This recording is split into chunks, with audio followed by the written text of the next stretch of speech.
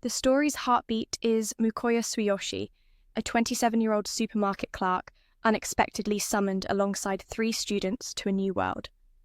This realm is caught in the throes of a ritual calling forth heroes to save the kingdom. When their skills are tested, one wields a sacred sword, 2 girls command holy magic with dazzling spells. But Mukoya, his gift, a single seemingly useless skill, the online supermarket. He dreamed of arriving in this new world brimming with power, like some legendary slime, but reality was harsher. The others' mighty skills earned them warm welcomes, while Mukoya's humble talent left him invisible, overlooked like a ghost in the crowd.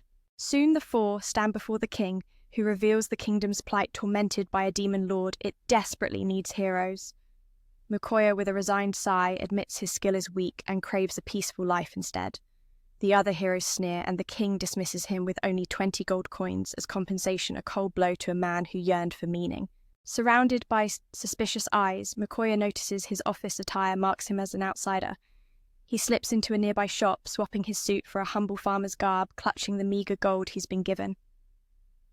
With just enough for some fruit and a cheap room for the night, he begins his quiet journey, aware that the royal court smiles hide shadows too dark to trust. Lying low, Mukoya feels a strange relief in avoiding the hero's path. He opens his status screen, revealing skills like item appraisal and his crown jewel, the online supermarket. Skeptical but curious, he taps into this odd power, wondering if there's more beneath its surface than mere trivia. A holographic shop menu flickers to life, mirroring the familiar online stores of his past life. Hungry, he orders a simple bottle of water and a loaf of bread. When the screen flashes insufficient funds, he nonchalantly drops a coin into the system. Moments later, a cardboard box materializes beside him, filled exactly with what he ordered, a miracle wrapped in cardboard. Mukoya's heart races. This skill isn't useless, it's a hidden treasure. With enough gold, the entire market is at his fingertips. As he savors the bread, a new plan takes root to use this skill to amass wealth beyond imagination. By dawn, he set his sights on a border town ready to leave the kingdom's shadows behind. On the first horse carriage of the day, Mukoya meets an old merchant selling soap, an unexpectedly precious commodity here. Their conversation reveals soap's rarity and value. When Mukoya inquires about appraisal skills, the merchant hints these powers are legendary gifts, granted only to those from other worlds, and coveted by nations and guilds alike. The merchant's words stir unease within Mukoya. These talents are rare privileges not to be flaunted. He skillfully dodges suspicion while the merchant shares troubling news. The kingdom's borders are sealed tight. A silent storm brews, and Mukoya knows his journey is just beginning, amid whispers of danger and opportunity entwined. Mukoya couldn't shake off his worry. He was planning to cross the border, but the roads had already been sealed. Seeking answers, he slipped into a nearby tavern and asked some adventurers. They revealed the harsh truth: the nation was at war and many were desperate to flee. They warned Mukoya to hurry before the border shut completely, fearing the monstrous beasts lurking along the way. Determined, Mukoya headed straight to an adventurers' guild to hire a team for escorting him to a neighboring country. After negotiating a price of 8 gold coins, he was introduced to a group of 5. Their leader, Wenna, was heading that way too, and gladly took on the job. Wenna's enthusiasm was infectious, and Mukoya took charge of cooking for the journey ahead. The next morning, they met at the agreed spot. After exchanging names, the group set off together. By midday, they paused for lunch. Thanks to an online supermarket, Mukoya had prepared a portable stove beforehand. Vincent and Rita, intrigued by the setup, couldn't hide their curiosity. Yet Mukoya kept his secret. This was no ordinary cooking. It was a showcase of his unique skills. With a flourish, Mukoya presented his meal, simple sandwiches and soup from the online market. But the flavors, nothing short of magical. Compliments flowed. Some praised the soft bread, others the fragrant soup. At that moment, everyone realized they had made the right choice, trusting him as their escort. When Wenna asked about the bread's origin, Mukoya casually said it was homemade, hiding the truth of the online shop. Full and satisfied, they resumed their journey, only to be ambushed by feral beasts. Wenna and Vincent leapt forward, each delivering a strike. One bat swooped at Mukoya's feet, jolting him with fear. Just as he thought the danger had passed, Guitar warned of a wild boar approaching. Trapped with no detour, they had to face it head-on. The sight of the massive boar sent a fresh wave of terror through Mukosa. It was several times his size. But these were seasoned adventurers, and soon the beast fell. Mukosa's fear transformed into awe as they worked together to harvest their prize. Seeing the boar's meat in abundance, Mukosa asked permission to store it for later use.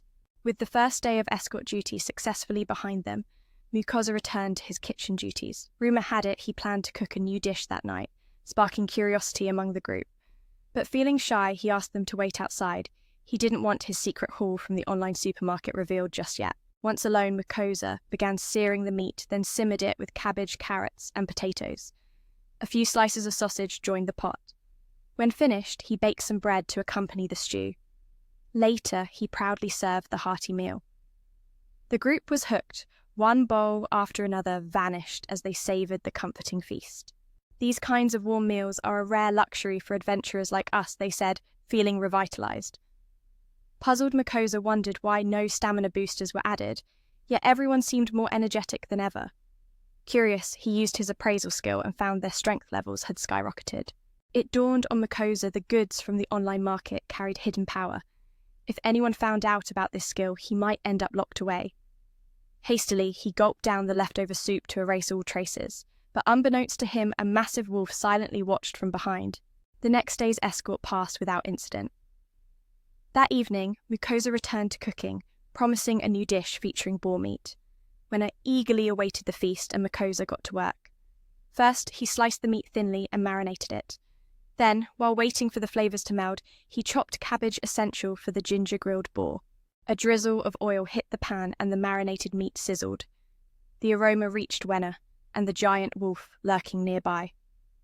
The final step was a rich sauce to seal in the flavours. When the dish was served, everyone watching this video would be drooling. For it was their first taste of wild boar, and paired with bread, it was simply divine. But just then the giant wolf crept up behind Mukosa. The group's eyes widened in terror as they urged him to turn. When he did, words failed him. The beast was Fenri, a divine spirit.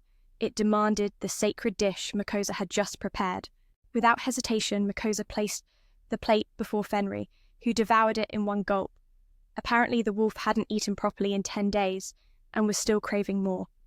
Since the meat was all gone, Mukosa scrambled to make another batch.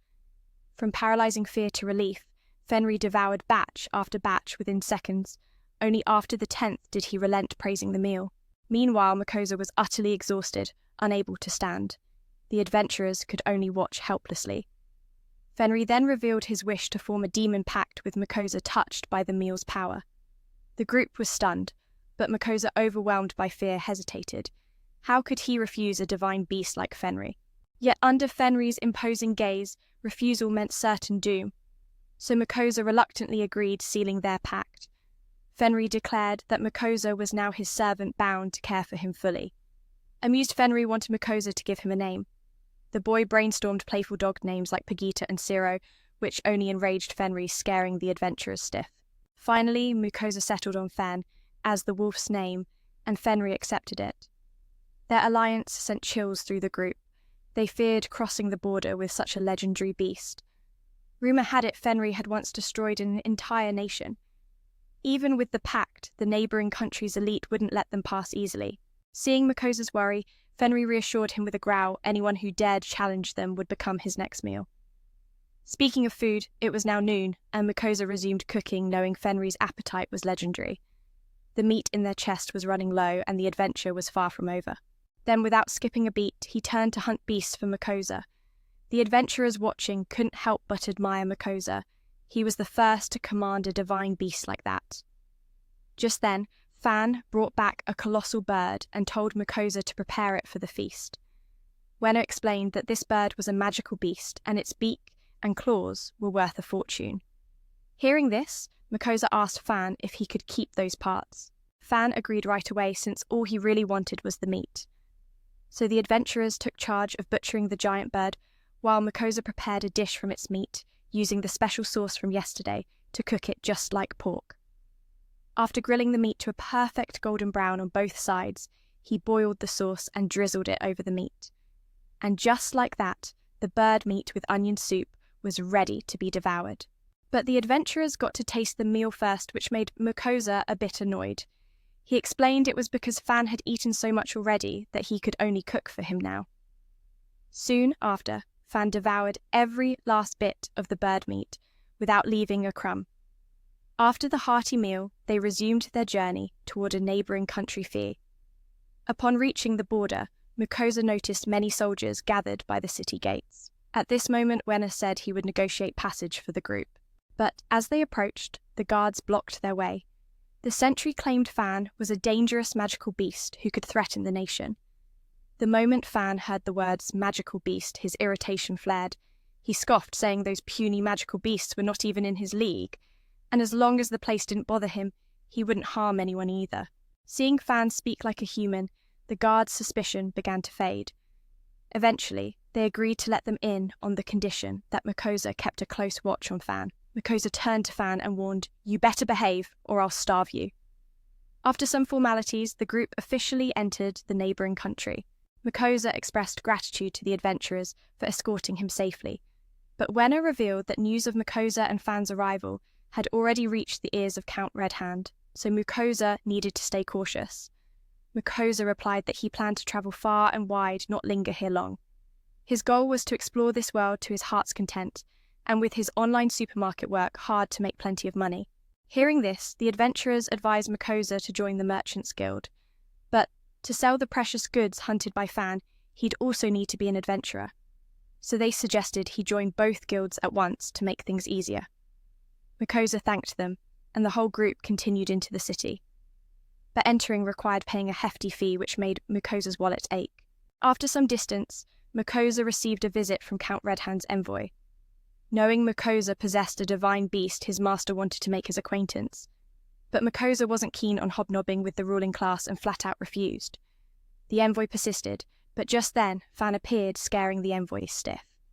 Fan knew they wanted to exploit his powers for profit, so he threatened the envoy until he fled, terrified. Fan's reaction was a bit over the top, making Mukosa and the adventurers nervous. Nobles cared deeply about their pride. However, Wenna assured them that whenever those nobles arrived, Fan would handle them, so there was nothing to worry about. Fan added that he once stood toe-to-toe with ancient dragons. These lame soldiers were no match for him. There's no age to the legendary teacher. Fen, his radiant past, left the adventurer group in awe. At this moment, Wenna asked him to sign the mission completion paper, having escorted him safely to this spot. Once signed, Fen parted ways with the adventurers, who expressed their gratitude for the delicious meals he'd shared. Then Fen and Fan set off toward the upcoming merchant festival. Everyone who saw Fan couldn't help but feel a chill of fear. Upon arrival at the festival, even the locals were equally terrified. Yet Fan just lay there like a loyal pet. Mukosa approached the receptionist and declared his intent to become a merchant. Hearing this, she briefly introduced the merchant ranks, 5 tiers based on business scale. Seeing Mukosa had no clear business idea, she suggested starting at the lowest rank, the trading guild. Next, she handed Mukosa a guild card so he could start trading. With everything arranged, the two found lodging to rest, though Fen had to sleep outside in the stable since divine beasts weren't allowed indoors. As mealtime approached, Mukosa quickly prepared dinner. After cutting meat for Fan, he transformed dried skin into rice, even setting up an extra stove. Fan was ravenous, urging Mukosa to hurry. Mukosa fired up the stove, sizzling meat in oil. Knowing Fan loved rare meat, he cooked it briefly, then plated it with savoury sauce. The divine rare meat was irresistibly delicious. 1 bite was enough. When the second batch arrived, Fan noticed a different flavour. Mukosa explained the first used garlic sauce, the second radish sauce. From then on, Mukosa kept switching sauces, making Fen eat non-stop. Mukosa even crafted rice to accompany the meat. After placing meat atop rice, he added soy sauce, completing a bowl of pork rice drenched in rich sauce. Mukosa lifted the bowl, slurping it down, which sent Fan into a frenzy again. To calm him, Mukosa obliged his cravings. After a long day, Mukosa finally rested, but before sleep, he shopped online to prepare supplies for tomorrow. The next day, he brought the goods to the merchant guild. The receptionist was astonished, then led him to the guild master. The master, a seasoned merchant, confessed he'd never seen such premium salt and pepper, and immediately wanted to buy the entire stock as a gift for the king. Overjoyed, Makosa was asked where he found these treasures. Makosa casually said he picked them up on the way, not wanting to reveal they came from an online supermarket. The purchase cost only a few cents, but the guildmaster offered a hefty sum in gold coins, making Makosa feel like a true business god. When Makosa hesitated at the low price, the master raised it to 15 gold coins, then 17. After negotiations, the money was sent over, though Makosa still doubted his newfound fortune. With the financial hurdle cleared, Makosa headed to the Adventurer Guild. Without Fan's presence, some adventurers looked down on him. Even the receptionist avoided his gaze. After registering, Makosa received a novice membership card, the lowest rank, allowing only low-tier missions. The receptionist warned that injuries were the adventurer's responsibility. Then, Makosa browsed the mission board and chose a herb-gathering quest. Before setting off, he had a servant's task to prepare a meal for Fan. Promising a new delicacy tomorrow, Makosa's anticipation sparked Fan's excitement. Watching Fan savor the food, Makosa used his appraisal skill, impressed by the high stats. Yet, in his eyes, Fan was just a glutton. Meanwhile, the adventurer team missing Makosa lamented the absence of his divine dishes and wished he'd open a restaurant. The next morning dawned bright and clear, perfect for herb gathering. While washing his face, Makosa noticed Fan was in a foul mood. He was starving and craved a pre-journey snack. After breakfast, they arrived at the mission site. Makosa told Fen to hunt some game meat while he gathered herbs nearby. Fan worried about the surrounding monster signs and felt uneasy leaving Makosa alone. Using his strength, Fan created a protective barrier for Makosa, reminding him to prepare the meal before rushing off. Holding the mission details, Makosa scouted the herbs using his appraisal skill to spot them everywhere. In no time, he had collected them all. Bored waiting, Makosa started prepping lunch. Seeing the monster meat running low, he ordered beef, pork sauce, and pasta from the online supermarket. Once the ingredients arrived, Makosa chopped onions and fried them until soft, then added minced meat and sauce. Just then, Fan returned with a monster bird. A few more remained near the forest edge, so they couldn't bring them all back. Since lunch didn't need monster meat, Makosa continued making pasta. After cooking noodles, he mixed in sauce and sprinkled grated cheese purchased online, completing a delicious spaghetti bolognese. Fan asked about the dish, and Makosa explained it was a beloved meal from his world. Fan devoured it, praising every bite. Watching Fan eat, Makosa mused that despite this being another world, he could still enjoy familiar tastes like a comforting bridge to home. Returning to the table, Makosa noticed Fan's face was smeared with sauce, sparking a chuckle. In mere moments, Makosa gathered all the herbs around him. Seeing Makosa just sitting idle, he figured waiting was dull and decided to prepare lunch. Noticing the demon beast meat was running low, he used the online market to order essentials like ground beef, pork sauce, and pasta. With ingredients ready, he minced dried skin and onions, frying them until soft, before adding the ground meat into the pot and pouring in the sauce. Just then, Fan returned with a demon bird like the one from before. A few more still roamed the forest's edge, so they couldn't bring them all back. But since lunch didn't need demon beast meat, Makosa pressed on with the pasta dish. Once the noodles were cooked, he added some sauce, then ordered a jar of grated cheese online to sprinkle on top. And just like that, the spaghetti with meat sauce was complete. Fan Curious asked about the dish, and Makosa explained it was a specialty from his world. As Fan ate, his praises flowed non-stop, slurping with delight. Meanwhile, Makosa mused quietly, though this was another world, he could still enjoy simple meals just like back home. When he looked back, Fan had finished eating, his mouth still dripping with sauce, which made Makosa chuckle. After their hearty meal, they headed to the mountain, where Fan had hunted demon beasts, mostly fierce creatures. Fan said they were still edible, so Makosa tossed them all into the supply chest. But when he turned around, a bunch of snails caught his eye, making him a bit uneasy since they were known for their intelligence. Fan reassured him the locals ate them routinely, so Makosa reluctantly collected them. Once done, Fan told Makosa to climb onto his back for the ride back to town. Seeing Makosa steady himself, Fan dashed off at breakneck speed, leaving Makosa's senses spinning wildly. They arrived in town quickly, but Makosa looked like he'd been through a storm. Makosa joked that if Fan kept racing like that, he'd never have time to eat again. Afterward, Makosa went to the Adventurers Guild to hand over the herbs he gathered. Though he brought plenty, the receptionist only offered a few coins in return. Just then, A woman's eyes lit up upon hearing about the divine pet beast Fan had caught. She introduced Mukosa to a specialist meat trader. Together, they went to appraise the demon beasts Fan had hunted. Seeing the top-quality creatures, the trader offered a high price. Mukosa asked him to butcher all the beasts for meat and promised to sell whatever remained. The trader arranged to come back the next morning to collect the meat, but since Fan was craving snail meat, Mukosa asked him to prepare some right away, holding a big piece of snail meat. Mukosa hesitated, unsure how to cook it. After some thought, he gathered all the necessary ingredients, sliced the meat, thinly sprinkled salt and pepper, then cracked an egg into a bowl and whisked it. Next, he coated the meat with flour, and then laid it carefully in the pan, flipping it gently to avoid burning. Once cooked, he plated the slices and drizzled a rich meat sauce over them.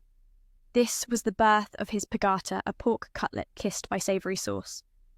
Fen took a bite and praised the dish's delicate softness and light flavour, claiming he could eat endless amounts. As Mukosa reflected on this, memories bubbled up, accompanied by a soft musical tone. The melody carried on as Mukosa resumed his duties as the devoted servant to his boss. Grateful to Fan for helping him score such a feast, he promised a sumptuous dinner that evening. Watching Mukosa prepare the meal, Fan's mouth watered uncontrollably. He urged Mukosa to hurry, confessing his hunger was nearing its limit. So Mukosa quickly laid out several ready-made supermarket meats to tide Fan over. Meanwhile, Mukosa crafted a Japanese black beef steak. Its smallest size sparked a hint of doubt in Fen's eyes, but the moment he tasted it, his words overflowed with praise.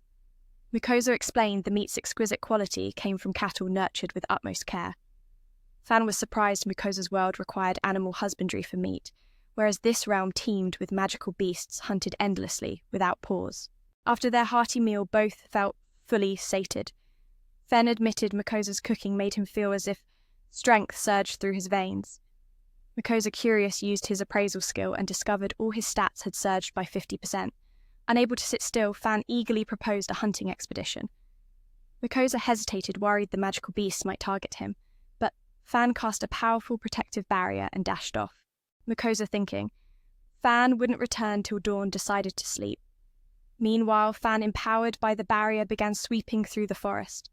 With a single strike, he felled a spectral bird, then effortlessly brought down a large deer with a bolt of lightning magic. Spotting hostile orcs beneath him, Fan charged, sweeping them away in one powerful strike. Next, the orc leader fell swiftly to a few blows. But just as Fan prepared to haul his spoils, a hybrid monster blocked his path. Expecting a tough fight, Fan unleashed a lightning strike that sent the creature to its grave in an instant. The night's hunt was over. The next morning, Mukosa woke hesitantly to inspect Fan's handiwork. Fan admitted the black beef's power had overwhelmed him a bit, leading to an overzealous hunt. Mukosa mused that maybe Fan shouldn't eat black beef again. For lunch, Mukosa served Fan some katis, frog meat. Though Fan doubted its flavour, a dash of lemon butter sauce turned it into a dish he devoured completely. After the meal, Mukosa asked Fen about his use of magic for hunting. Fen explained that magic makes hunting easier, and his specialty is wind magic blessed by the god Milin. Fen can cast spells effortlessly. Mukosa then asked if he could do it himself. Fen said, as long as you have mana, anyone can cast magic. Just focus your mind on the spell you want. Mukosa listened, but understood nothing. He thought magic was just imagining the spell, but when he tried to cast fireball magic, nothing appeared. Fen saw this and asked what he was doing, making Mukosa blush with embarrassment. Then Fen explained that mana must circulate to use magic properly and told Mukosa to touch him to feel that mana flow. When Mukosa began to grasp it a little, Fen said it was time to practice. After creating a fireball, Mukosa threw it, but it vanished before reaching the target, leaving him discouraged. Fen mocked him as weak and said he needed to train with a mana beast to improve. But Mukosa refused, fearing he'd become their meal. Unable to accept a weak servant, Fen forced Mukosa to train immediately. Seeing a goblin village nearby, Fen told Mukosa to test himself there, but Mukosa was scared of their numbers and hesitated. So Fen screamed to attract the goblins' attention, forcing Mukosa to fight while Fen left to hunt higher-level goblins. With no choice, Mukosa used fire to scare them and kept his distance. Suddenly he stumbled, thinking his end had come, but Fen's magic shield saved him. Mukosa then fought back with fireball magic, but the goblins barely flinched. He unleashed a massive fireball spell, which only took out a few. Exhausted and near fainting, Mucosa almost gave up. Luckily, Fen returned just in time. Awakening. Mucosa found Fen beside him, probably the cause of his nightmare with the goblins. Fen praised his fireball move and noted his magic stats had increased truly. His servant was exceptional. To celebrate, Fen presented a goblin he had hunted, saying goblins can't be eaten, but their mana stones can be sold. He told Mucosa to sell them and prepare a feast, especially craving the beef slices from before. But haunted by those terrifying memories, Mucosa declined. Too exhausted to cook, he just gave Fen some supermarket sweets. Holding the candy, Mucosa ate quickly, starving, while Fen devoured his treat and praised its bittersweet, rich flavor. Fen finished his sweets quickly and asked Mucosa for more. Mucosa warned that eating so many sweets might cause cavities and diabetes, but Fen, blessed by the wind god, claimed immunity to sickness and poisons. Proudly, he said only a genius like him would be protected by the gods. Feeling left out, Mucosa prayed silently for protection, and unexpectedly the wind god Millen heard his plea. The next morning, the two arrived in a town where the people were terrified. Soldiers immediately detained them, demanding to see Mucosa's adventurer license. Fen seemed ready to fight, but Mucosa stopped him. Fen then used a divine communication knife to speak with Mucosa in an annoyed tone. Thankfully, the soldiers allowed them in, but warned Mucosa would be responsible for any trouble. As they entered, fearful eyes watched them. Mucosa wanted to find a map, so he left Fen in a warehouse. Fen, not wanting to be alone, kept asking when Mucosa would return. Mucosa promised by evening and left a plate of sweets for Fen. Then, he went to a bookstore but couldn't find a map, so he designed a basic magic manual instead. He thought the city library would have maps, but luck wasn't on his side, it was closed. Returning home, Fen complained about Mucosa's late return. To calm him, Mucosa prepared dinner, using an online supermarket, and ordered 2 dishes, yakitori made from bird meat and tonkatsu from wild boar, deep-fried in oil. Fen enjoyed both, praising the yakitori's light flavor and crispy skin, while tonkatsu tasted like familiar grilled meat. Seeing Fen happy, Mucosa felt satisfied and prepared his own meal. His dinner was a rich rice sauce and fillet meat. Watching his servants safe and enjoying good food made Fen salivate. He grabbed the plate, begging for more. Mucosa warned that too many sweets would harm him, but Fen, blessed by the wind god, brushed it off. The next morning, Mucosa went to a tavern seeking directions. To break the ice, he paid for a table and drinks. A generous woman invited him to join her table. Upon learning Mucosa wanted a map, she said she had a precious one gifted by a veteran adventurer. As thanks for the drinks, she offered to sell it for just 1 gold coin, insisting it was a steal. Mucosa bought it. After the group left, others at the tavern laughed, revealing that such maps were sold cheaply at the Adventurers Guild for 1 silver coin. Realizing he'd been scammed, Mucosa was too late to back out. Later he returned to Fen holding the map which showed the sea ahead. Fen's mind immediately jumped to seafood, his unquenchable hunger pushing Mucosa to follow his lead. Nearby, the goddess Millen, watching their close bond, wondered who this boy was that could tame Fen the divine beast. Meanwhile, Mucosa rode Fen racing toward the coast. Hungry Fen stopped at a lake to catch fish. Mucosa wondered how he'd fish without a rod. Fen approached the water and shocked the fish with magic. He told Mucosa to catch whatever he liked to cook. Mucosa thought the fish were dead, but Fen explained they were only stunned. Mucosa scooped some fish and used appraisal magic, noting they resembled salmon. Fen eyed a colourful fish, but Mucosa found it poisonous and discarded it, upsetting Fen. Realising passing up this chance would be a waste, Mucosa spent a gold coin to buy the map. After the other group left, everyone in the tavern chuckled, and Mucosa approached to ask about it. He learned these maps were sold cheaply at the Adventurers Guild for just 1 silver coin. Now, Mucosa realised he had been fooled too late to turn back. Moments later, he returned to Fen holding the map to chart their course. Seeing the sea ahead, Mucosa's mind raced to thoughts of irresistible seafood, Fan's ultimate craving, so he humoured Fan's wishes. The goddess Minlin, watching Fan's close bond with Mucosa, wondered who this boy was to become the master of their divine beast. Meanwhile, Mucosa riding Fan sped off toward their next destination. By the coast, driven by hunger, Mucosa stopped by a lake to catch some fish. Fan, curious about Makoto's skills, asked how he planned to fish without equipment. With a grin, Fan approached the lake and unleashed a jolt of electric magic, stunning the fish. Then, he told Makoto to grab whatever he liked to cook. Makoto thought the fish were dead, but Fan explained they were only momentarily shocked. Seeing this, Makoto dipped in to scoop a few up and appraised them. They looked just like salmon. Fan wanted a colourful fish, but when Makoto appraised it, he found it was poisonous. So Makoto tossed it away, which upset Fan. Makoto explained that poisonous fish couldn't be cooked together, and reluctantly Fan accepted. After gathering the fish, Makoto struck a fire, then headed to the supermarket to buy flour, butter, and mushrooms. The cooking began first removing guts and rinsing the fish clean, then skewering them with salt before placing them over the flames. Fan's mouth watered, but the largest fish remained untouched. Makoto sliced off its head, scaled it, and split the fish down the middle, noticing the cut was a bit uneven, understandable for a rookie. He then cut the fish into sections, wrapped them in foil with salt, pepper, and mushrooms, added butter and wine, sealed the package, and set them on the fire. While waiting for the fish to cook, he made pan-fried fish fillets, dusting them with salt, pepper, and a thin layer of flour before frying for a few minutes.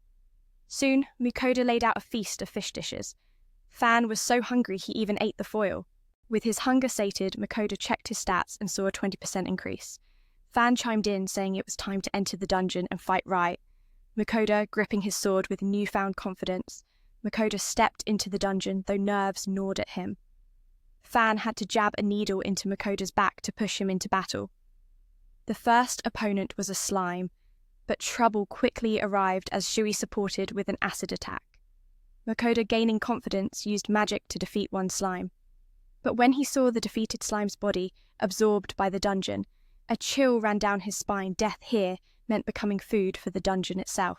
Next came a pack of rabbits, but Makoto just swung his sword defensively. Then goblin-like creatures appeared, prompting him to finally use magic.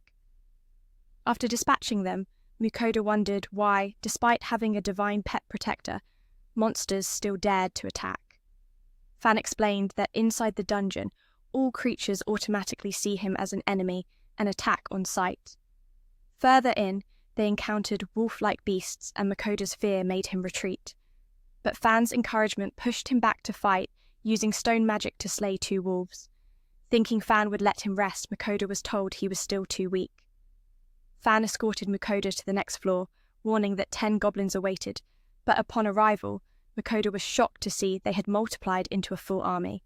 Makoto had to remind him to discard the foil skin before indulging.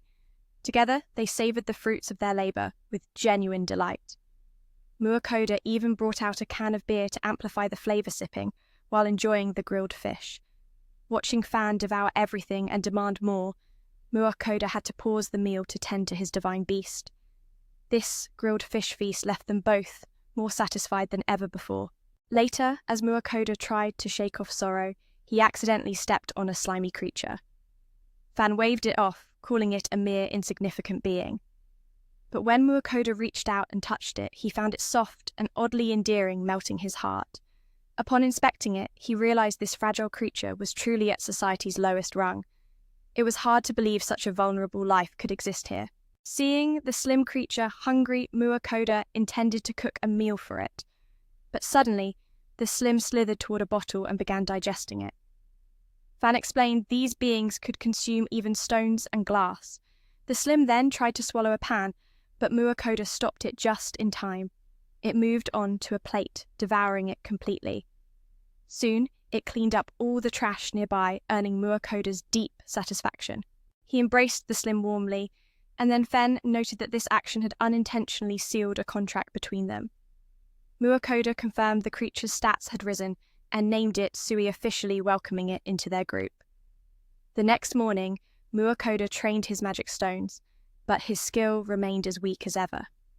Fan urged him to engage in real combat again, but haunted by terrifying memories of the goblin mound, Makoto hesitated and refused. Fan insisted that without courage, improvement was impossible. Feeling a bit annoyed, Makoto turned to play with Sui, only then noticing the slim had grown a little bigger and stronger. Amazingly, even a creature that fed on trash could gain power like this. Meanwhile, Fan's hunger reminded him to ask Sui to prepare lunch. Soon, Muakoda laid out a meal of misoyaki rice with pork brain. Before he could explain the ingredients, Fan had nearly finished his bowl. Sui had its own portion, and Muakoda ate alongside them, savouring the rich miso flavour. But Fan wasn't done. He demanded another serving. Sui had just finished eating, so Muakoda, ever the servant, had to prepare for his masters once again. After the meal ended, Sui took over cleaning the area and washing dishes, which made Muakoda genuinely happy, especially compared to Fen, who collapsed right after eating. Once Sui finished, Makoda brought out their usual dessert dorayaki with green tea. As always, Fan was the biggest eater, quickly finishing his share and immediately asking for more. This was also the first time Sui joined in the feast. Sweet treats were Makosa's favourite, especially this kind of cake. The next morning, when the sun had risen, Fen woke Makosa with urgent news.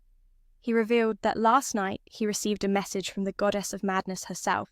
She had accepted Makosa's earlier plea for protection. With her blessing, Makosa would resist all harmful effects and cast magic with ease. Makosa was thrilled, but Fen added there was a catch. Every week Makosa must offer sweet offerings at the altar and pray to her. Hearing this, Makosa was speechless. Never had a goddess demanded sweets before. Yet no matter the condition, he was willing to accept. Curious about the ritual, Fen began explaining. First, Makosa needed to prepare plenty of bean cakes, cream cakes, melon bread, and even milk coffee.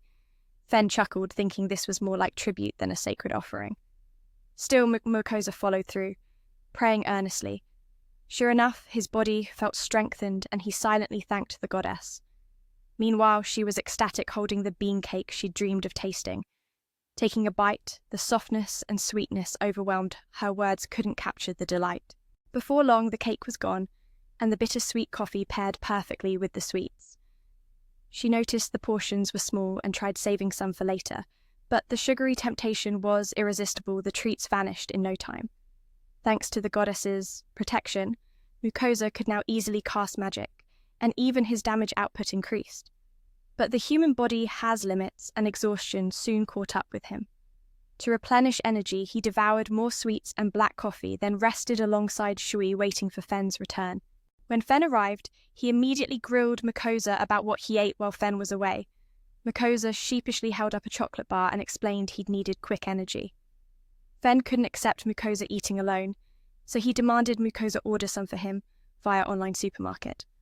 While Fen happily munched, the goddess telepathically contacted Makosa, insisting he offer her chocolate and dorayaki immediately. Makosa obeyed, but wondered what kind of god was so demanding just 3 days after the last offering. She wanted more. Clearly, this was tribute now. Annoyed, the goddess snapped back that she had her own tastes. So what's the problem? Resigned, Makosa once again used the online store to send her requested sweets. The goddess was delighted, thanking him warmly. Yet, after finishing the treats, she worried what other gods might think of her sweet tooth. Fen admired Makosa for indulging the goddess's whims. Now, Fen himself craved other delicacies and urged Makosa to hurry. As they set off, they faced a dungeon ahead. A young girl looked scared, but Fen explained this was for real combat practice, having trained with fire magic before. Now it was time for stone magic.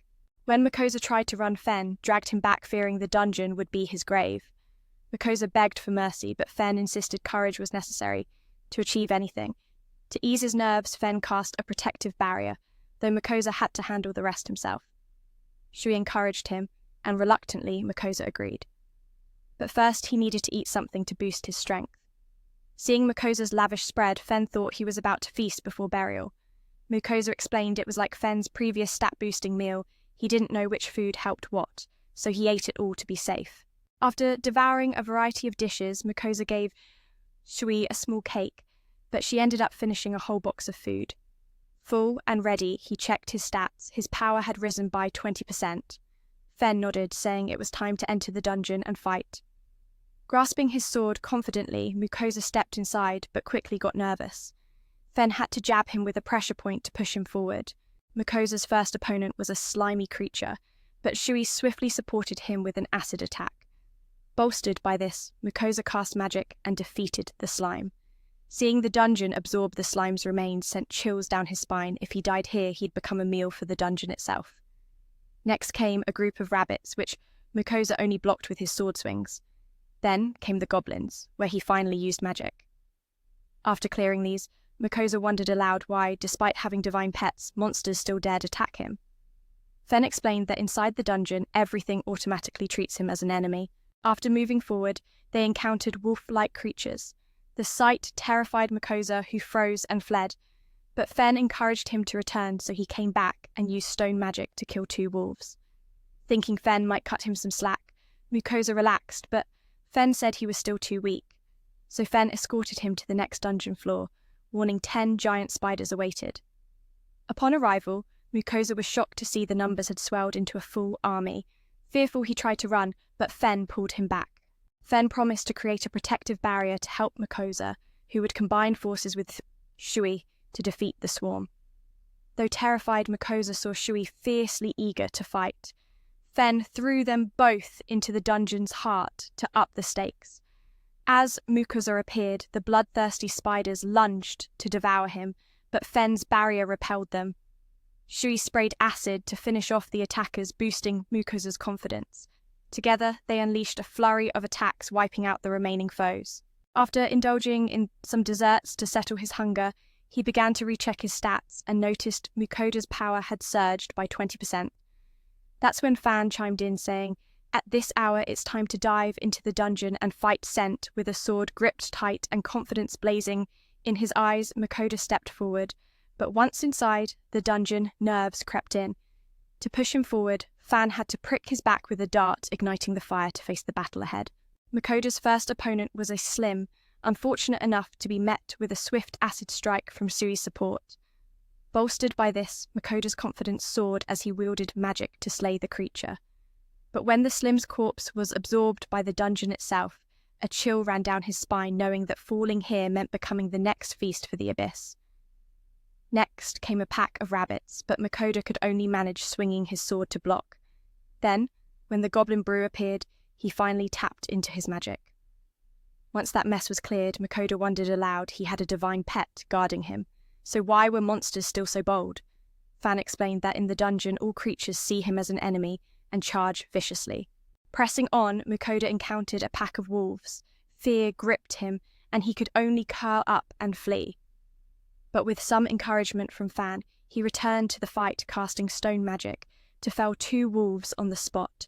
Just when Makosa thought Fan might cut him some slack, Fan declared he was still too weak. So Fan escorted him deeper, warning that 10 goblins awaited. But when they arrived, Makosa's heart sank. Their numbers had swelled into a full-blown army. Terrified, he tried to run, but Fan dragged him back, promising to conjure a barrier, so Makosa and the divine pet could strike as one. Despite his trembling fear, Makosa saw Shui's fierce fighting spirit ignite. Fan tossed both into the dungeon's heart, cranking the tension to 11. The bloodthirsty goblins pounced at Makosa, but Fan's barrier cast them back like waves hitting a stone.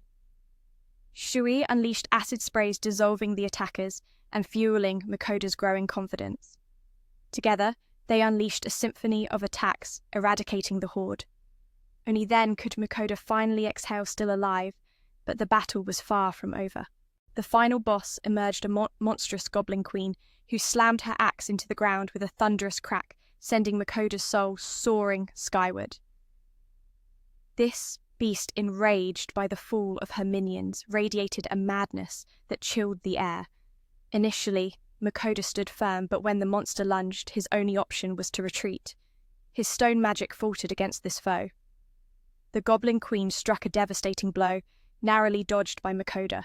She sneered, mocking the barrier Fan had set up as useless, against her power shaking Makosa's resolve to its core, summoning a stronger stone spell. Makosa knocked the beast off balance, sending her sprawling backward. But death was a stranger to this queen. She rose immediately, leaving Makosa speechless. His magic reserves were drained. The goblin queen closed in to finish him, but Fan's barrier shielded him once more, proving the earlier warnings were a bluff meant to scare. At that moment, Shui struck with a powerful acid attack, melting the goblin queen instantly. Exhausted and powerless, Makosa fainted. When he awoke, Shui was by his side.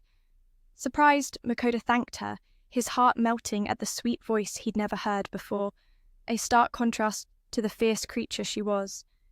Curious, he scanned again and saw the Slim leveling up, its stats climbing steadily. Checking his status, a continuation implied in next subtitle. The lord melted instantly, and Mukosa was completely drained, collapsing into unconsciousness. When he woke up, he found Shui by his side quietly expressing gratitude. Mukosa was surprised this was the first time he'd heard Shui speak, and that cute voice melted his heart just like the little slime from before. Curious, he scanned the slime and saw it leveling up, its stats rising steadily. But checking Mukosa's own status disappointment washed over him. He was still weaker than a slime. Mukosa's expression was soaked in disappointment. Losing even to a mere slime was a bitter pill. Only then did he ask Fan where he had gone. With a grimace, Fan explained he had gone off to work on something. A while later, Fan returned, his mouth set in a strange grimace. He said that since Mukosa hadn't woken up yet, he had to find something to fill his empty stomach. Though Mukosa still nursed a grudge about the earlier barrier incident, it was nearly noon, so he headed to the supermarket to buy supplies for recovery. After a bit of shopping, all the ingredients were gathered. First, onions were sliced and bird meat cut into pieces. Then soy sauce and spices were added as the meat sizzled in the pan. When the meat was cooked, through eggs joined the mix, and everything was poured into the rice cooker. Thus, the Japanese dish oyakodon was born, a comforting solitary meal. Though the monsters had just eaten, Fan still devoured the meal with gusto. Even Shui praised the dish's unbelievable flavour, making Mukosa beam with joy. Soon, all three had finished lunch. Only then did Mukosa ask Fan if he had learned anything about Shui's situation. Shui cheekily called Fan uncle, causing Mukosa to burst into laughter. Compared to a 14-day-old slime, Fan was definitely an old uncle, but Mukosa at 27 was still called the master. Fan couldn't help but grumble in frustration. Fan snapped at Shui, prompting Mukosa to cradle the little one soothingly. Then turning to Fan, he called him petty for seeking revenge over past incidents. Thankfully, Shui soon agreed to address Fan, normally calming the older man's temper. The next day, the group set out together again. This time, Fan led Mukosa through the forest territory shared by two legendary beasts, the off-road and the rep phone. Hearing the names of these mythical creatures sent a shiver down Mukosa's spine. But Fan reassured him not to worry, they were far from being worthy opponents. Still, Mukosa's fear lingered, so he asked how many there were. Fan explained this territory was their breeding ground, so countless creatures roamed here. The very place they stood was the domain of the orcs, making Mukosa visibly uneasy. But Fan charged ahead, flying through the forest. Suddenly, growls echoed nearby. A group of off-roads approached, their faces dripping with menace. Fan called them mere brats, still clueless about who he was, so Mukosa needn't fear. Fan told Mukosa and Shui to step aside so he could handle things alone. He had warned these creatures that attacking meant dire consequences. One bold off-road charged forward, only to be struck down instantly by Fan's devastating blow. It died in a blink. Fan then struck a cool pose, stunning everyone watching. The fallen off-road sent a clear message. This was no ordinary opponent. Fan roared, ordering the rest to scram, and they fled without looking back. When Mukosa asked what technique that was, Fan proudly named it the Claw Slash, a fatal strike capable of erasing foes in just a minute. Though Fan's swagger annoyed Mukosa a bit, he quickly changed the subject by praising Shui's acid spray as number one, leaving Fan speechless. As night fell, Mukosa still trembled with fear, but Fan assured him that with him around, no one dared approach. Now, all that remained was to prepare dinner for Fan and Shui. And in that moment, the bonds between these unlikely allies quietly deepened. Hungry too, he urged Fen to quickly prepare food. Gently patting his head, Fen felt the sting of harsh favoritism. Then he asked Fan how much longer until they could leave the forest. Fan replied, about 3 more weeks. Mukosa worried the meat supplies were running low, so he pulled out a chunk of snake meat saved from before. Though he'd cooked many meats, this was his first time with snake. After gathering all the ingredients, Mukosa started by separating the meat from the bones, slicing it finely. He mixed in sugar, sake, and salt. While waiting for the flavours to soak in, he minced some garlic and blended it with chili sauce. When the meat was ready, he added a bit of potato starch and fried it in a pan. After a few minutes, he poured in the sauce, and just like that, the fiery, chili-glazed snake meat was complete. Mukosa took a bite and was blown away by the taste. It was beyond delicious. Fen, feeling like a servant being ignored, suddenly snatched the plate and devoured it within seconds, proclaiming that eating meat with that sauce was 100 times better than raw. Shui eagerly awaited his turn, pushing Mukosa to speed up. Soon, the meat was all gone, but Mukosa's limbs were exhausted. Turning to Fan, Mukosa learned that Fan and Shui had even eaten the portion meant for the cart. Luckily, a few pieces of uncooked meat remained. Mukosa prepared those as side dishes for bread the next morning. The group then continued their journey and soon stumbled upon some healing mushrooms. Word was these mushrooms could mend wounds and serve as potent medicine. Mukosa wanted to gather some. Their aroma was so tempting it woke Shui, who begged for a few. Mukosa warned him to eat in moderation or he'd choke. After collecting enough mushrooms, Shui's body suddenly glowed with a radiant light. When the glow faded, Mukosa picked him up. Shui said he felt a surge of power. Upon inspection, Mukosa discovered Shui had gained a new skill, healing potion crafting. Fen explained this was likely because Shui had consumed so many healing mushrooms. Fen recounted a past sighting of a Slim who ate metal and became metallic himself. Now, Mukosa realized just how overpowered Shui's new skill was. He hugged the boy tightly, cooing affectionately. Later, Mukosa asked Shui to create a healing potion. Shui summoned a glowing blue liquid, which Mukosa carefully bottled and examined. The label read, "Revives the near death." Shui explained this was a top-tier potion capable of healing many wounds. Shui could produce more, so Mukosa scrambled to find more bottles. Fen remarked that it was the first time he'd seen a Slim capable of making healing potions.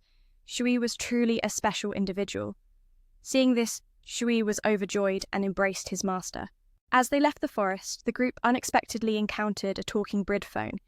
It boasted having heard of Fen's might and wanted to test its strength against him to claim leadership. Fan responded coldly, "If you sincerely want to die, I'm ready to oblige." Seeing Fan's merciless stance, Mukosa woke Shui. Fan and the bridphone charged at each other to begin their duel.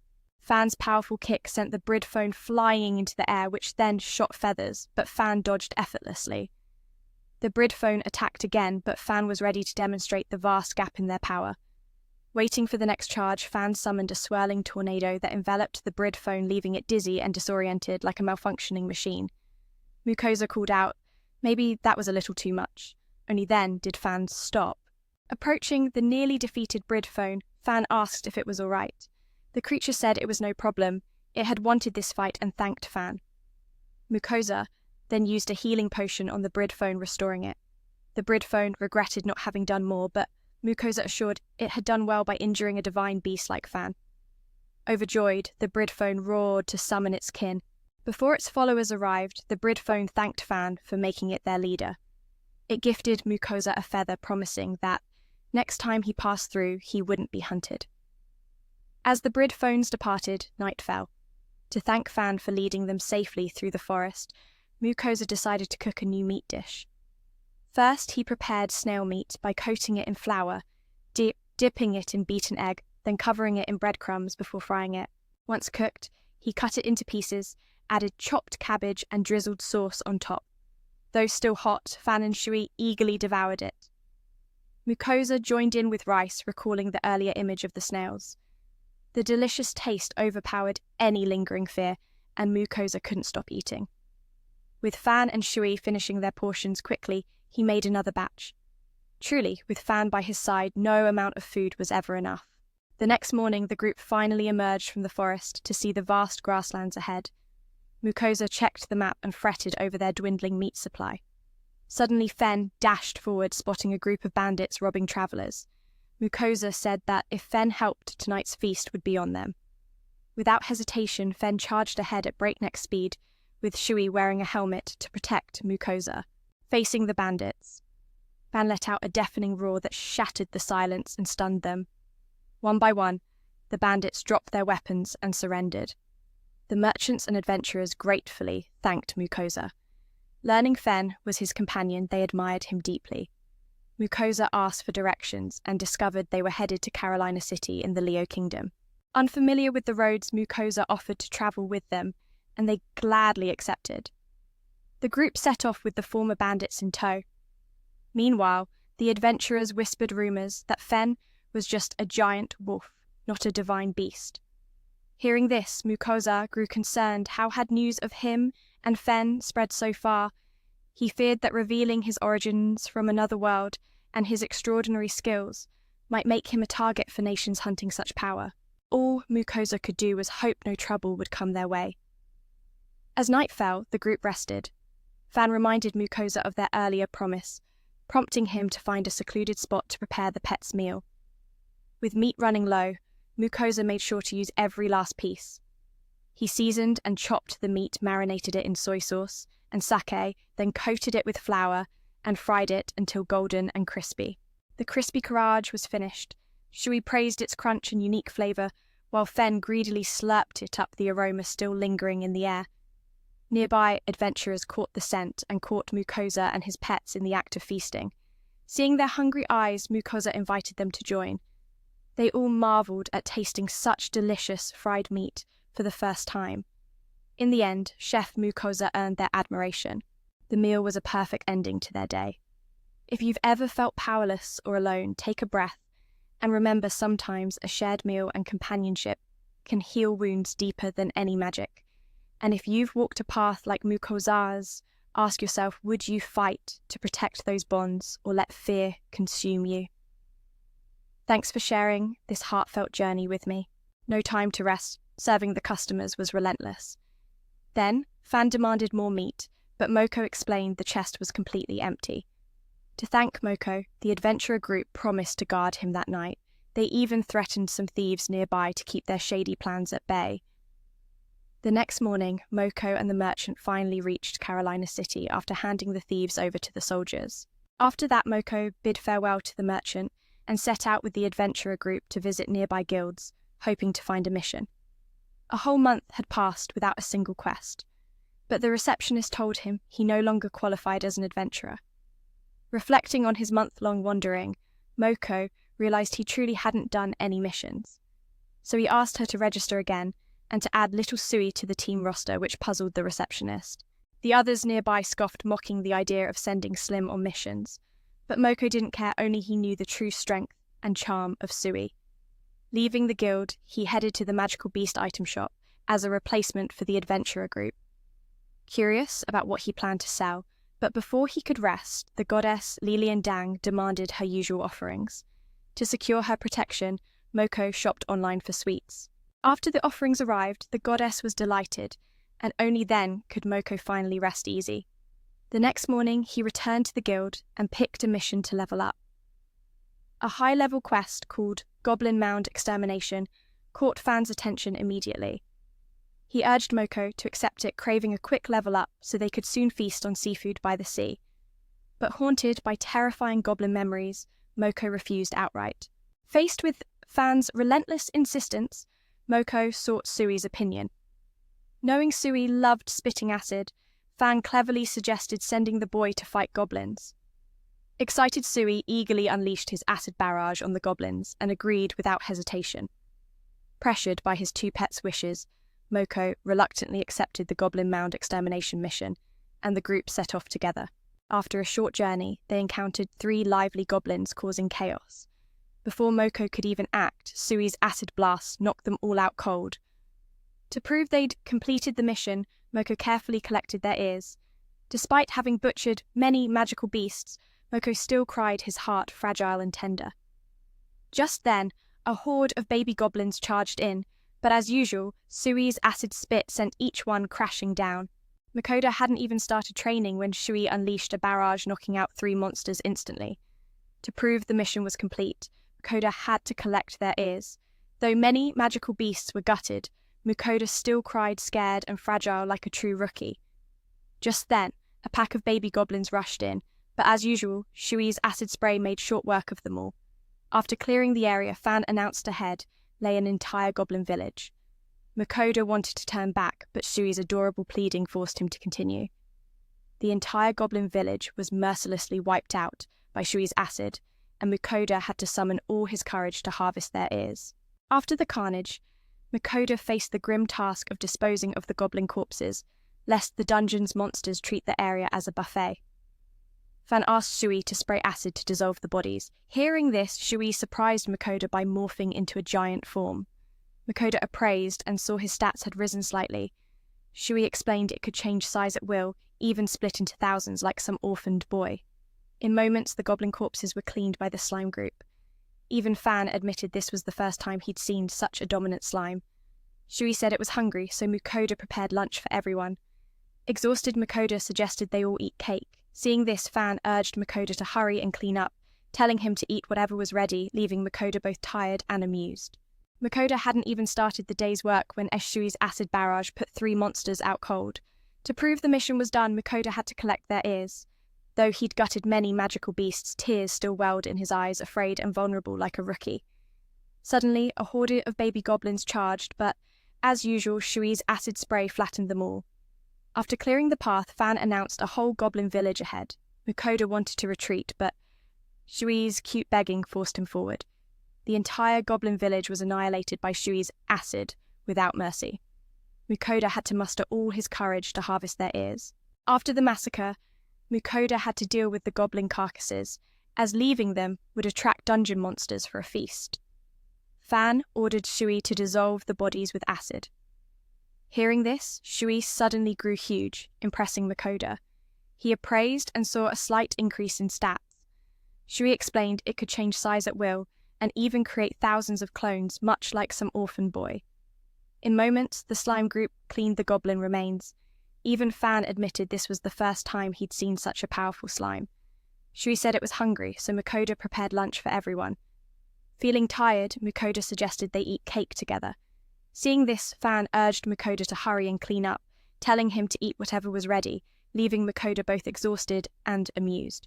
At first, irritation flickered across his face, but soon he pulled out some meat-filled buns from the online supermarket, savouring each bite while praising the tenderness and flavour of the filling. Coffee couldn't help but rave, completely captivated by the rich taste of the meat. Seeing this, a certain lady playfully teased Coffee's Fan, sparking a mischievous rivalry that left the boss blushing. It was then he recalled the mission paper he'd received, originally thinking it would take 23 months to complete, but fate had other plans. Later, the group returned to the Adventurers Guild to report their completed task.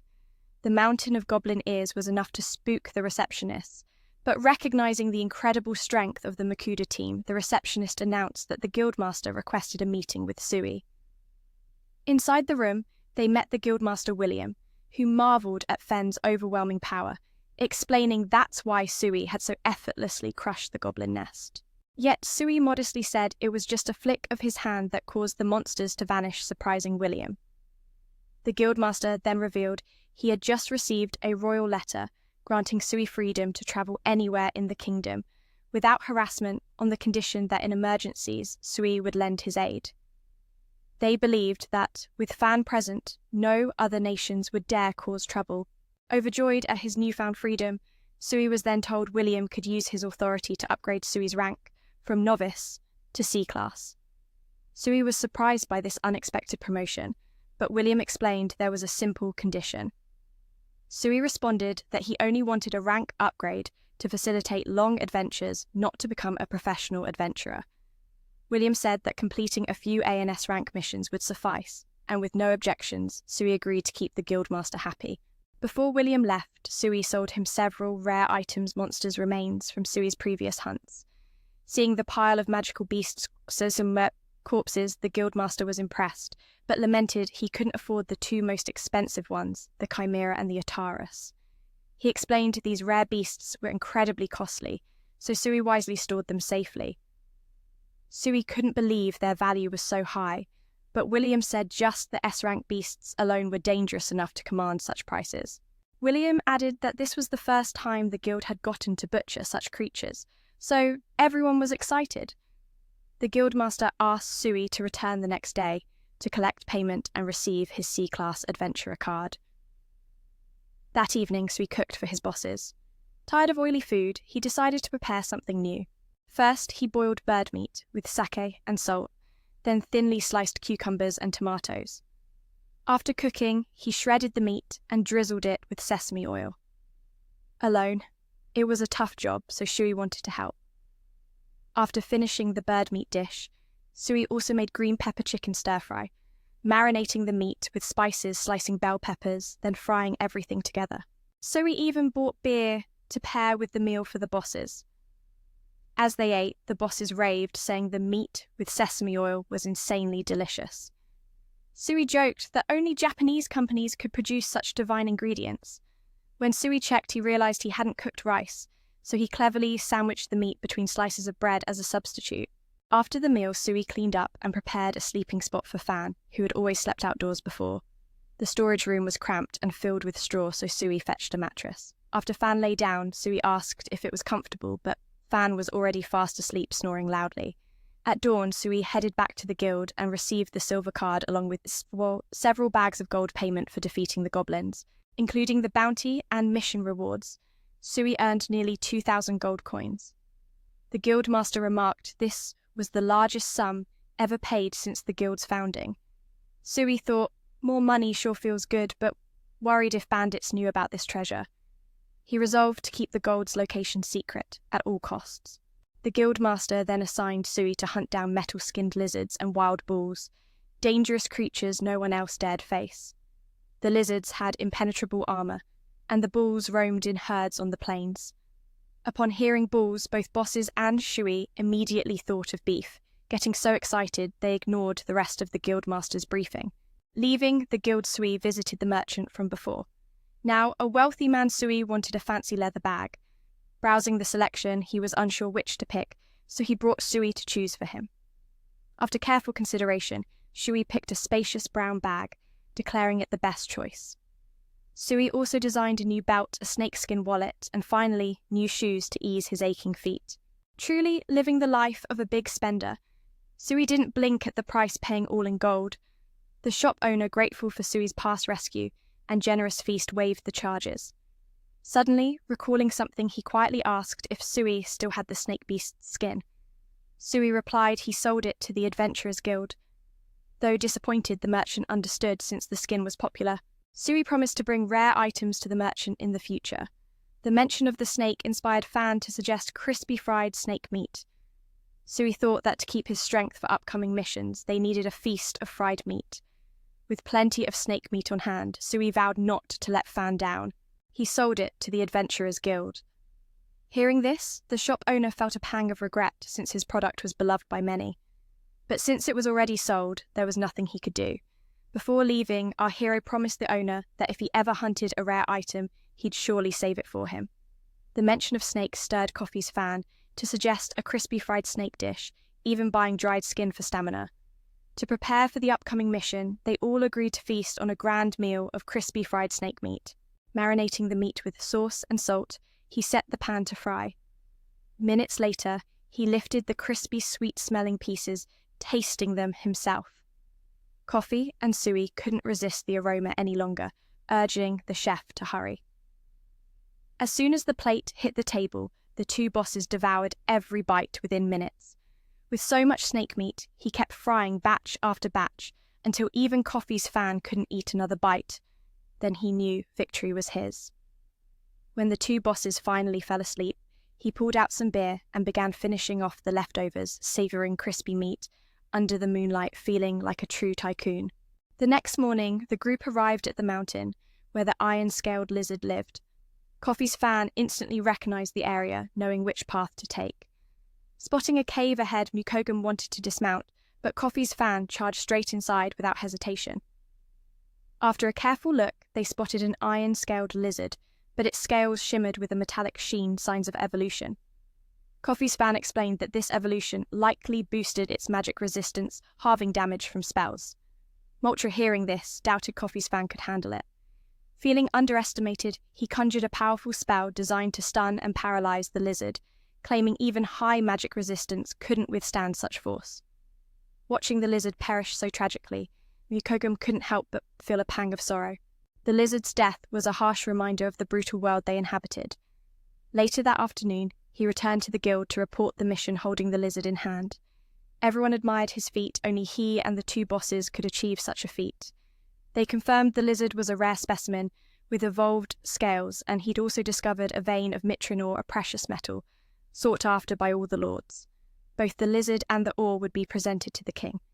Naturally, the guild rewarded him with about 5,000 gold coins, which overwhelmed him with its sheer weight. The guildmaster then asked him to keep everything confidential. On the journey home, worries about his peaceful life crept in, but he quickly brushed them aside, eager to enjoy some premium beef.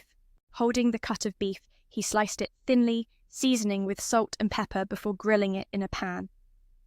After cooking it rare on both sides, he wrapped the meat in foil to rest for 5 minutes. The result was a perfectly cooked rare beef dish. After dividing portions for the two bosses, Mukogam began inviting everyone to share in this delicious moment.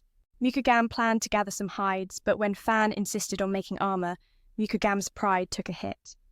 "A few armor pieces, child's play compared to my protective barriers," he scoffed.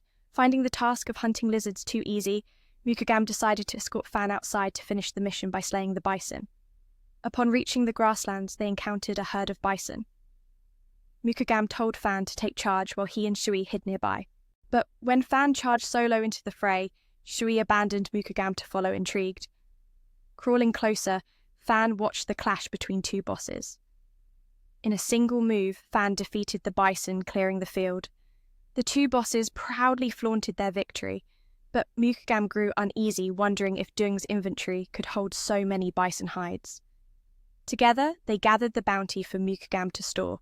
As the sun dipped, Fan reminded everyone to rest and eat.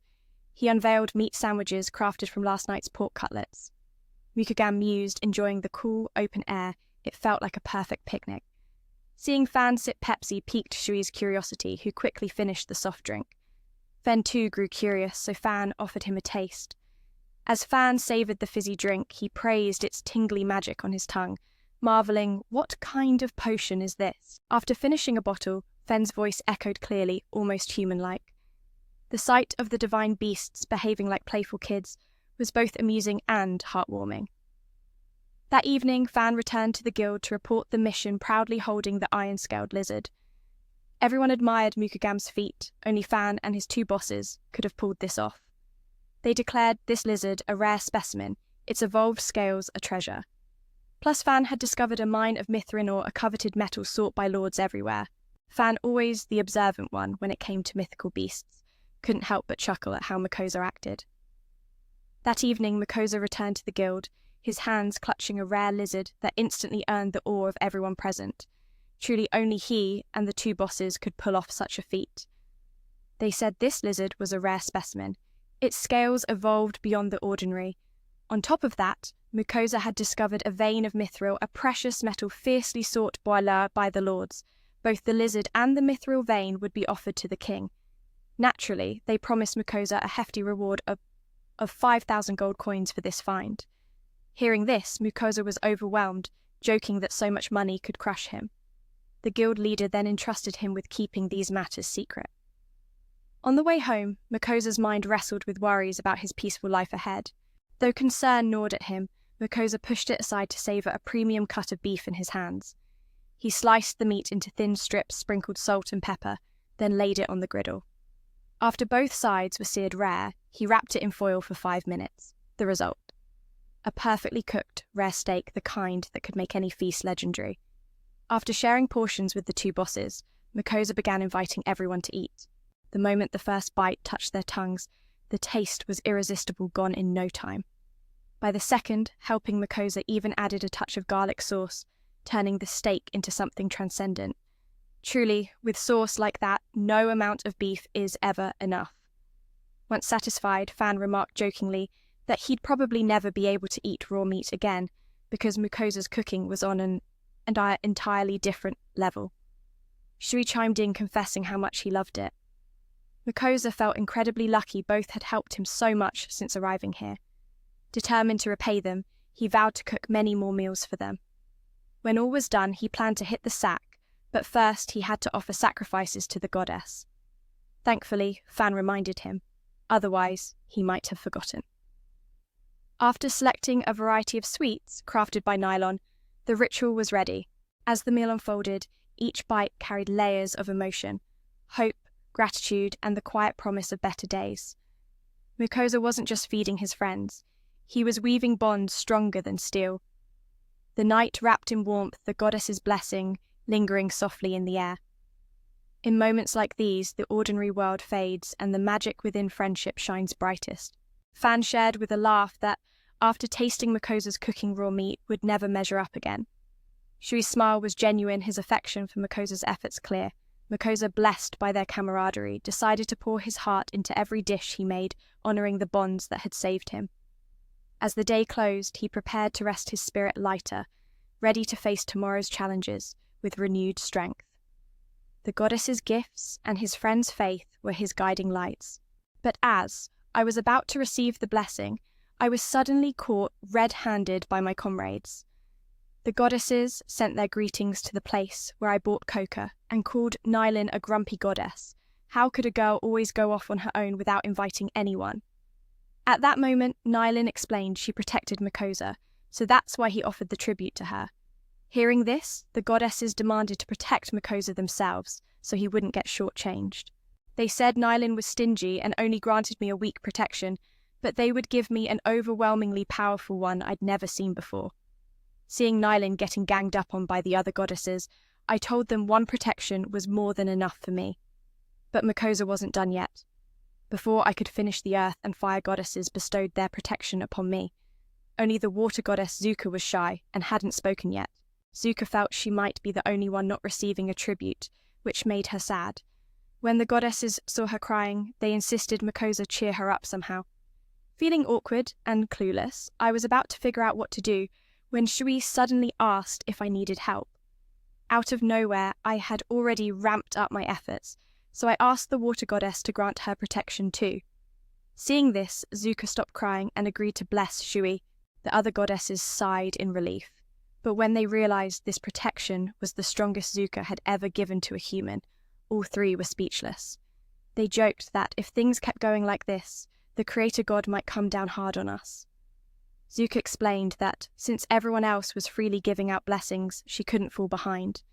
To stop the goddesses from bickering, Makosa promised to offer tributes to all of them. In no time, all the offerings were prepared and presented to the goddesses, with a heartfelt plea for harmony among them. Exhausted but determined, I checked my status board and saw my protections had indeed increased, filling me with joy. The next day, I could easily cast powerful magic spells, though fans still teased me for not being strong enough, dampening my spirits a bit. Regardless, I thanked the goddesses for granting me greater strength. Eager to test Shui's power after receiving the blessing, he cast a water spell that felled several trees, leaving Fan and my servant utterly stunned by his growth. Fan even challenged him to a duel, but I declined. There was no way I'd let my precious little buddy get hurt. Then Shui and I practiced some earth magic spells together, while Fan went off hunting. Returning in the afternoon, he proudly showed off the house he'd built, though it looked more like a fancy outhouse, leaving us speechless. Fan then placed the snake he had just hunted down and announced he'd keep it for the travelling merchant from earlier. But now everyone was starving, so it was time to eat. The next morning, I asked Fan if he'd slept well, and he said it wasn't too bad. While I was breaking down the house, he wondered what we'd do today. Since I'd just leveled up, I didn't have to go on quests anymore. Instead, I planned to head to the Adventurers Guild to collect some buffalo meat. As soon as I arrived, a pile of meat and some money from selling items awaited me courtesy of the buffaloes. The lizard, meanwhile, told me the guild leader was negotiating with the lords. I pulled out the black snake from yesterday, asking the guild to skin it and save the meat. Shui was already hungry since none of us had eaten that morning. So, I cooked a meal for my two bosses. Seeing Fan's enthusiasm, I pulled out a blender to try making a new dish from the buffalo brain and beef. First, I ground the meat until smooth. Seeing Fan was slow, Shui helped speed things up. Once I had enough, I sliced some onions, then mixed milk and breadcrumbs together. I added this mixture to the minced meat along with eggs, then blended everything into a round shape. The leftovers were wrapped and stored safely in the inventory. After preparing everything, I fried the patties evenly on both sides, then steamed them until cooked through. Next, I heated some chili sauce and soy sauce in the pan before pouring the mixture over the meat. The beef and brain hamburger was complete. Taking a bite, the flavour exploded so good, it made me forget the way back. The cheese inside made the meat slide smoothly down my throat. After eating, I went to wash clothes, but the soap bar wouldn't lather. Thinking creatively, I ordered soap and shampoo online. When Fan asked why, I said I wanted to try being a merchant. I poured the shampoo into small bottles and headed to the guild to sell the snake skin I had from before. After getting 50 gold coins, I mentioned I'd registered with the merchant guild and gave him a sample soap roll to see if it would sell. He agreed the soap had a lovely fragrance, and I also introduced the shampoo and conditioner. The merchant was thrilled to have a new reliable supplier. He mentioned his wedding anniversary was coming up, and he didn't know what gift to get his wife. Since she loved soaking in baths, these products would surely delight her. I was amazed that this other world even had bathtubs as we do. I asked the guild leader to show me around, and sure enough, there were many expensive bath products few could afford. But my soap was only worth 100 gold coins, which felt like a bargain. I wanted to take some home to try, but held back instead, gifting the bath goods to Lum, promising to return the next morning. Seeing all the shampoo and conditioner, the merchant's heart swelled with happiness. He'd found a valuable contact in Makoda. He added his wedding anniversary was approaching, but he hadn't picked a gift yet. For a wife who loved soaking in the bath, these items would be perfect. Makoda was amazed that the other world even had bathtubs like ours and asked to see more. Sure enough, there were many luxurious types, expensive enough that few could afford them. But for Makoda, they were just pocket change priced at only 100 gold coins. At that moment, Makoda was itching to take one home and try it out, but held back. Instead, he gifted the bath items to Lum, promising to return the next morning. The next day, Makoda met Lambert's wife, Mary Tweilenberg, an older lady who surprisingly looked youthful and radiant. She praised the gifts, saying the soap smelled like flowers and the shampoo made her hair soft and smooth, something her dry, damaged hair desperately needed. Her beauty blossomed anew, sparking a night of passionate romance. Mary then proposed Makoda sell these items for them, convinced they'd be a hit, especially with the nobles who craved such luxuries more than ever. Faced with Mary's tempting business proposal, Makoda couldn't refuse. After detailed discussions, he returned to his inn, where Fan and Sui awaited. Just as they finished chores, Fan invited Makoda on a dungeon raid, but fate had other plans. Makoda had to follow Fan to the guild summoned by the guildmaster to collect payment. Arriving at the guild, Makoda saw several piles of gold, totaling 800 coins. The guildmaster explained that mithril ore was incredibly valuable, and lords were willing to pay top prices for it. Gaping at the mountain of coins, Makoda's mind drifted to his dream bathtub. Suddenly, the receptionist hurried over, reporting a massive herd of Riven was spotted on the western plains, right where Makoda's hunting grounds were. These Riven had attacked many adventurers, causing injuries and poisoning them. Descending deeper, they encountered those suffering under the venom of these beasts. Makoda pulled out a rare high-grade healing potion crafted by Sui to treat the wounded. The guildmaster tried it first and was stunned as the poison vanished instantly, and wounds healed on contact. Relief washed over the group. The crisis was averted. The guildmaster declared the guild would throw every resource into eradicating the Riven threat. Even C-rank adventurers like Makoda would be drafted for the mission. At that moment, Fan stepped in confidently, claiming he alone could handle the Riven swarm. As for his servant, her only job was to prepare the Riven meat as deliciously as a possible. Fan then promised the loot from this mission would belong entirely to the guildmaster. The guildmaster bowed, deeply praying that Fan, Sui and Makoda would save their city. So Fan led his beloved Riven to the battleground. The group scouted the Riven herd, spotting countless winged beasts overhead. MC carefully assessed their threat. They were venomous and coordinated their attacks in swarms. Fan offered to train Sui in aerial combat tactics. MC agreed, reminding Fan to keep Sui safe. Noticing Fan's presence, the Riven launched relentless assaults. Fan instructed Sui to aim for the head or wings to bring them down. Sui fired a shot that instantly struck a Riven down. Fan only needed a moment to finish it off. Meanwhile, the servant cowered behind a rock, fearful, yet concerned as she watched Sui grow increasingly bloodthirsty, much like Fan himself. Makoda tried to console himself, insisting Sui was still adorable. Suddenly, a giant Riven swooped behind Makoda, striking him with its tail. Luckily, Fan's protective barrier shielded him, saving his life. Seeing the servant in danger, Sui transformed, pushing the beast away. Fan merely needed a minute to send the Riven flying headfirst into defeat. After the fierce battle, both Sui and Fan were famished. The servant quickly prepared lunch, taking out the meat from earlier, to make a delicious meal outdoors. She cracked eggs and mixed flour, then coated the meat evenly in batter before dipping it in egg wash and covering it in breadcrumbs. She deep-fried the pieces until golden and crispy. The fried minced meat was finished and utterly mouth-watering. As everyone bit into the crispy tender meat, the crunch and breading elevated the flavour to new heights. Truly, when hunger strikes, this dish is a godsend. Watching the two bosses eat with such relish, MC smiled in satisfaction. Meanwhile, back at the guild, Worry gnawed at the members over MC's group, unaware of the fierce battles and feasts unfolding far away. The grand feast was in full swing, across the vast grasslands, when Fen returned to the guild hall. Everyone was already waiting, eyes lighting up as they spotted Mukoda and Fen. The guildmaster immediately asked for the situation. Fen confidently declared that the entire pack of riven beasts had been wiped out, not a single one left. Hearing this, the crowd erupted with joy, relieved that no one would dare risk another reckless hunt. Only then did they reveal their worry. They feared Fen and Mukoda had run into trouble since they were so late. But Fen laughed it off, explaining he was just caught up enjoying the feast and only just returned. Those riven monsters, child's play no match for him. Even she praised the riven meat's exquisite flavour, leaving everyone in awe. Then the news spread that the riven threat was fully cleared, and the townsfolk were informed. Mukoda reported to the guildmaster a total of 13 riven had been defeated.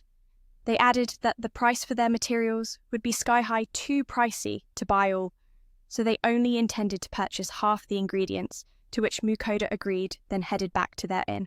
As night fell and they prepared for bed, Mukoda suddenly realised something: the goddesses hadn't yet received their offerings from him. They urged him to deliver them immediately, but each goddess had a secret request. The fire goddess Annie and wind goddess Nilin both craved sweets. Earth goddess Kita wished to try shampoo and soap, while water goddess Zuka desired a proper rice meal. Hearing all their secret demands, Mukoda warned them. Though all was kept secret once he gathered and presented the gifts, their secrets would inevitably spill out. Sure enough, the truth emerged. Each goddess secretly wanted to eat the same sweet treat, sparking more internal strife among them. Even Mukoza was left speechless at the divine drama unfolding. These goddesses were truly a handful. The next morning, as Fen stepped outside, the townsfolk looked at him with admiration for his heroic deed, clearing the riven, which had restored peace to their lives. Soon, Fen and Mukoda stopped by a bathhouse store. Fen relaxed on the chair waiting, while Mukoda browsed, though nothing caught his eye until the shop owner revealed a rare, exquisite bathtub. Mukoda tied Fen's eyes shut for surprise, but Fen remained indifferent, only needing a simple tub to bathe in. He picked a modest blue one, priced at 300 gold coins. The shopkeeper, sensing Mukoda's rustic vibe, tried to offer installment payments, but Mukoda pulled out a hefty bag of gold, leaving the owner dazzled. With bathtub secured, Mukoda decided to unwind without delay, so he and Fen ventured to a nearby forest. Fee announced he would go hunting and set up a protective zone for Mukosa, while Mukoda crafted a private bathing area. He erected walls from earth and placed the tub inside, then asked Shui to fill it with water.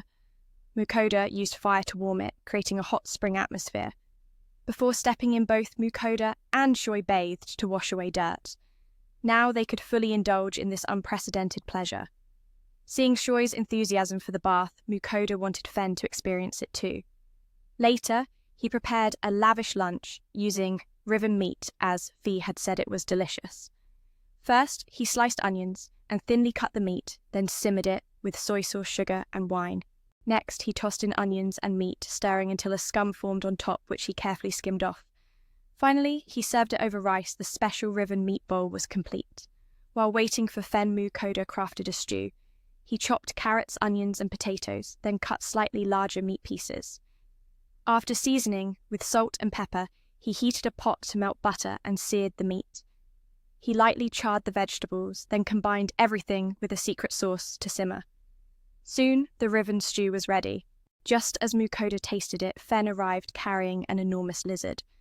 But the guildmaster corrected him. It wasn't a lizard, but an earth dragon. The Wilvan beasts had driven the dragon to seek a rival farther away. That was just an excuse, though, since the master knew dragon meat was incredibly delicious. Mukoda lamented that his catches were already hard to sell and often wasted, and now Fen brought back an earth dragon too. He was speechless at this boss. Fen ignored the complaints and asked Mukoda about the fragrant smell, who replied it was riven meat.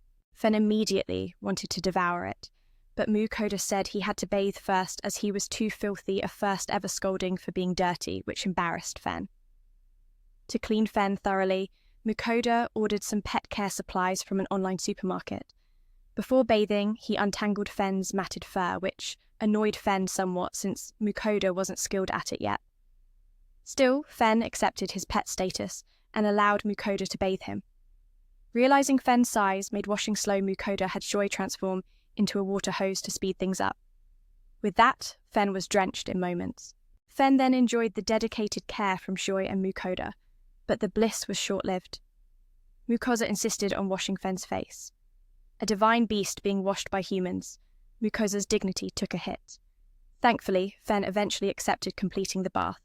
To get back at Mukoda, Fen sprayed water all over him, no towel needed.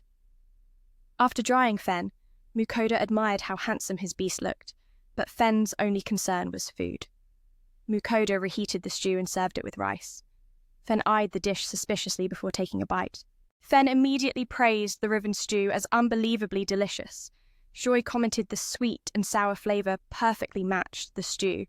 Before long, both master and beast polished off their bowls. Then, Mukosa declared he'd bathe Fen once every 2 months, which annoyed Fen. But after Joy complimented Fen's earlier handsome look, he had no choice but to agree. The next morning, several dragon hunters came to the guild to appraise the catch. They said all dragon parts were so valuable, they didn't dare butcher the meat for fear of spoiling it. Ready to charge at the riven, Mukoda was halted by Fan's dirty state. "You need a bath first," Mukoda said, feeling embarrassed at being called filthy for the first time. To get Fan spotless, Mukoda shopped online for pet care products. Before bathing, he gently detangled Fan's matted fur, though Fan grumbled a bit at the unfamiliar process. Still, Fan accepted his pet role and let Mukoda wash him. Realizing Fan's large size, Mukoda sought a quicker way and asked Sui to transform into a shower nozzle for convenience. With this magical water flow, Fan was soon drenched from head to tail. Afterward, Fan basked in Sui and Mukoda's devoted care, though bliss was short-lived. Mukazam, the sacred beast, insisted on washing Mukoda's face himself, pride bruised by being cared for by a human. Fortunately, he relented and bathing was complete. To get back at Mukoda, he drenched him with water, refusing any towel assistance. Once clean, Fan's next priority was looking sharp. Mukoda marvelled at his handsome companion, but Fan's mind was firmly fixed on one thing: food. Mukoda fired up a stew pot and served it alongside rice. Sensing Fan's hesitation, he presented the dish confidently. At the first bite, Fan raved about the riven stew, calling it explosively delicious. Sui agreed, praising the sweet and tangy flavour as a perfect match. Soon, both pet and master polished off their bowls. Mukazam declared he'd only allow baths every 2 months, much to Mukoda's irritation. Yet flattered by Sui's earlier compliment on his looks, Fan begrudgingly accepted. The next morning, dragons appeared at the guild for appraisal, but their items were so valuable no one dared butcher them, fearing damage. The guildmaster directed Mukoda to another guild, with the expertise conveniently near the sea. Excited, Mukoda and Fan prepared to set off, eager to hunt giant octopuses and sea dragons for Mukoda to cook. Seeing Mukoda transform into a seasoned adventurer, even the guildmaster chuckled. Before leaving, Mukoda bid farewell to the merchant and the old guild. The guildmaster gifted him a map to guide the way, and just like that, this anime chapter closes. If you enjoyed this journey, please like and subscribe to the channel.